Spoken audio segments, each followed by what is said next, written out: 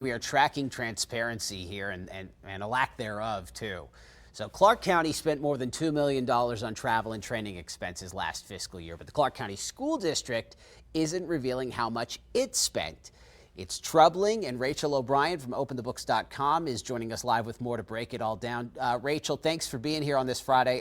Let's start with the county first. How did Clark County spend its $2 million? Yeah, it sent its staff to training and conferences, bought airfare, lodging, registration fees, that sort of thing. The DA's office spent the most, about $616,000. And so we were able to see the breakdown by department in the county and see where they were spending it. Some of it is vague.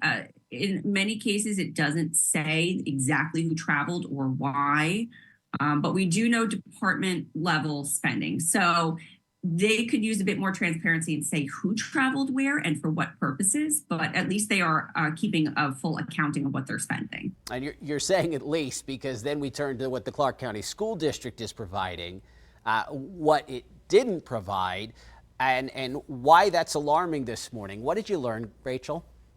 Yeah, this is the second year in a row that we asked Clark County Schools to give us their totals for what they spent on travel for their employees. We ask this of every municipality and school district that we cover, dozens upon dozens, and they've always given it to us.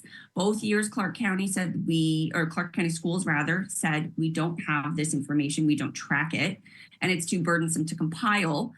Both years they said you can request specific spending for specific people, for instance, the superintendent, high-level administrators. And so we did that just to see what they would send us. And they sent us spending for about $80,000. That is a drop in the bucket. It doesn't include all of the teachers who go on conferences, school principals, assistant principals, recruiters. And this is important because some of your viewers will remember that last July, it was found that the district sent 17 people to Miami Beach for what was supposed to be a recruiting trip. That cost $37,000, but no one was hired from it. This came from a report from the Las Vegas Review-Journal. And so that raised eyebrows among the public. Why is the district spending $37,000 to recruit people and they didn't hire anyone? And so it's great that the newspaper did this investigation. These travel records should be available to the public. The district should not be limiting the public to small groups of people. And so this is information they should start putting out there. Lots of other school districts and cities do it.